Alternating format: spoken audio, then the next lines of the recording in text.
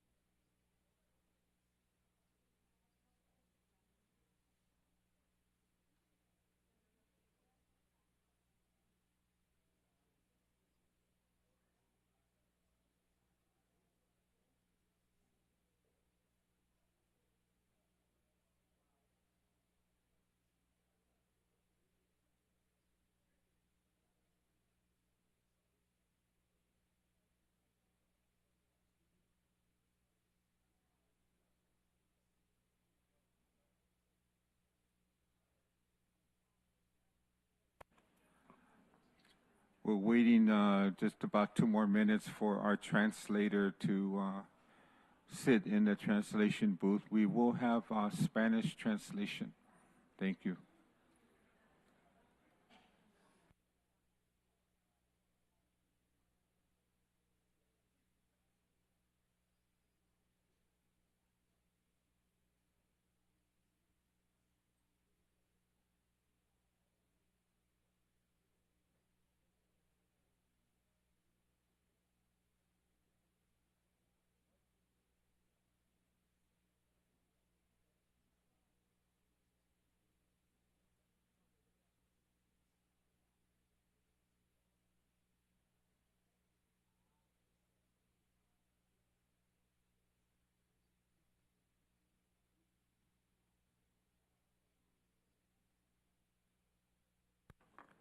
Oliver, let us know when you're ready.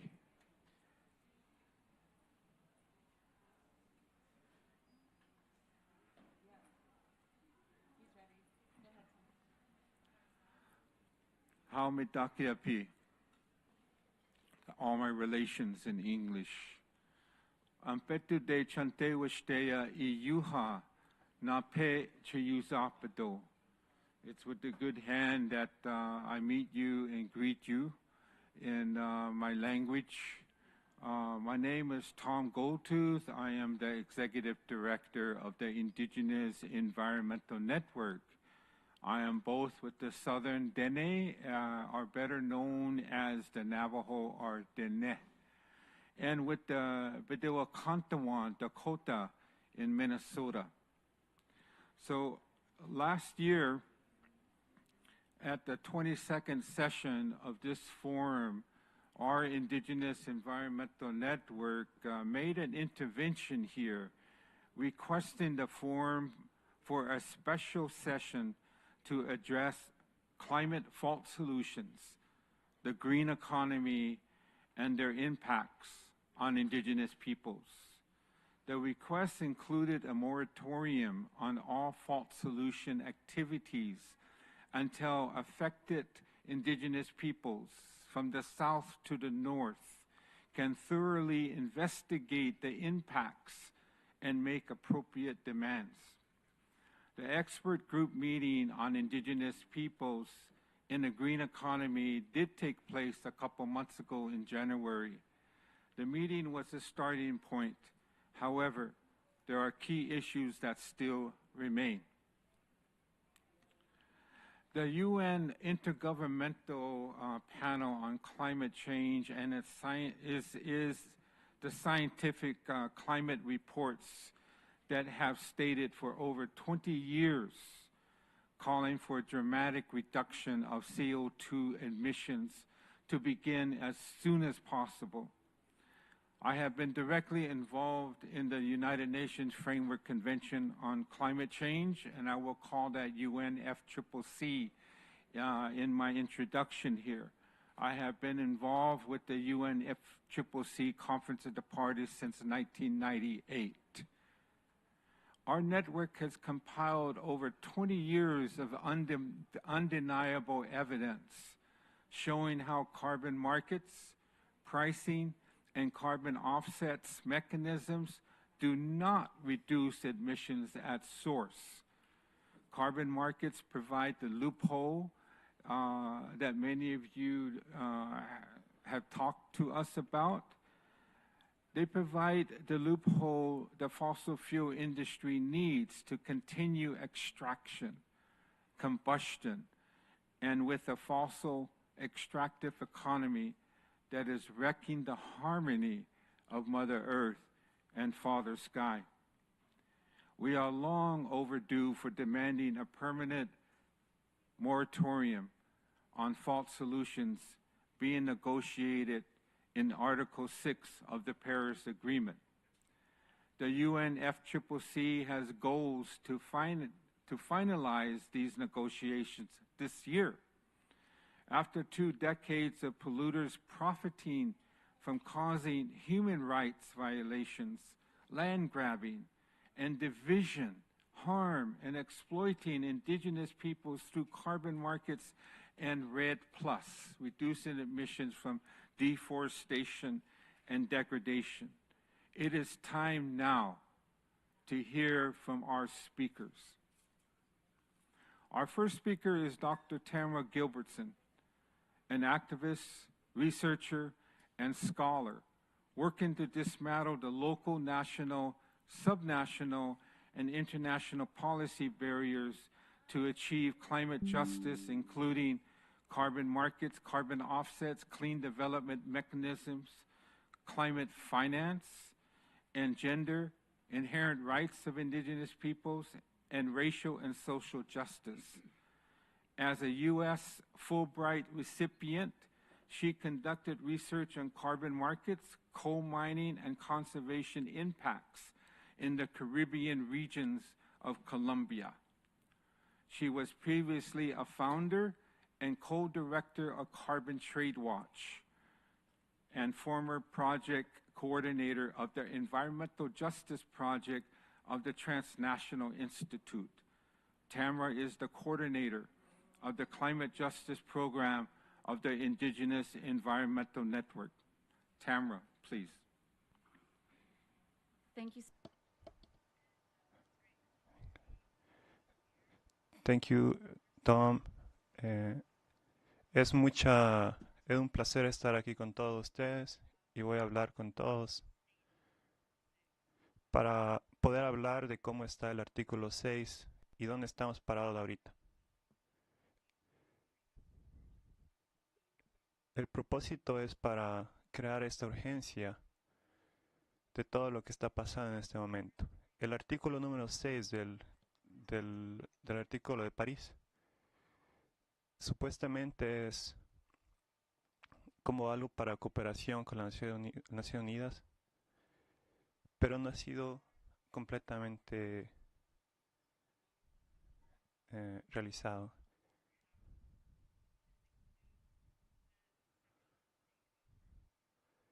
Esto incluye métodos de incluir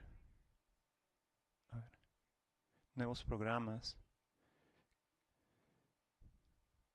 que permitan mitigar las emisiones del... To say that we've never seen anything like this.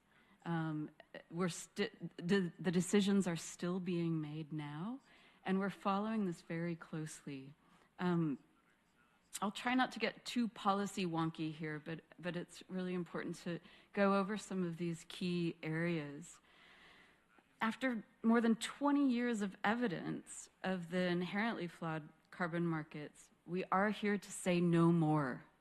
No more to voluntary carbon markets, but also no to Article 6. We are deeply concerned about the build-out of Article 6 of the Paris Agreement because it will consist of never-seen-before linked global carbon markets, which are due to be completed by November of this year at COP29 in Azerbaijan. Placing the hopes of mitigating climate change into a system of market volatility, boom and bust cycles, and financialized markets is not a responsible or accountable act. We simply do not have time for more carbon markets or more building out of carbon markets, for REDD+, and for more geoengineering schemes. Building out more experimental carbon markets does not keep fossil fuels in the ground. Let me start with Article 6.8 today. This is what's considered the non-market-based approaches, or the NMAs, and these rules were finalized at COP28 in Dubai last year. We have very big concerns about what this will look like because it's a web-based platform that will require a login address or a password that's not accessible to observers or researchers. It's only accessible, of course, to countries or parties to the UNFIII or to the private sector that wants to bid on a natural area. So countries can put up a region and say that they are looking for funding, and then that region, then those private sector financiers or conservation NGOs or whatnot can then bid and say we can give this much money to quote unquote preserve that area. But what our main concern about this, not just the transparency of the web-based platform, but even further is what are the regions? Whose regions are these? What people are living in these regions? We're seeing laws and policies change now in countries in the global south to perhaps change laws about national parks where indigenous peoples live to not allow people to live anymore in national parks. And so this concerns us and how Article 6.8 is going to play out, and it's something in a key research area I really hope that we can work together on because we don't know what this is going to look like. This is being built now. In Bonn in June, they plan to launch the web-based platform, so please keep an eye on that. Article 6.4, as I mentioned earlier, will take over from the Clean Development Mechanism of the Kyoto Protocol. There are several areas here that are deeply troubling, and we have been, tirelessly adding submissions upon submissions to the supervisory body of Article 6.4 over the last few years. One of the things that we're noting is the Sustainable Development Tool. That's the new language for what will take over as safeguards and other sort of quote-unquote benefit sharing areas. There is an open call for that right now that ends on April 22nd for people who want to add any cautions to the supervisory body. And we have really huge concerns about how rights of free, prior, and informed consent, as enshrined by the UN DRIP, is not included in the Sustainable Development Tool. What's more, inside of Article 6.4, and very troubling, which my colleagues will speak about more, are what's called carbon dioxide removals, or CDR, which is a methodological area that includes two major parts. One is biological removals, which many of us understand as forest offsets, or now moving into agriculture, soil offsets, ocean offsets, and my other colleagues will talk about animal offsets and many other things. Really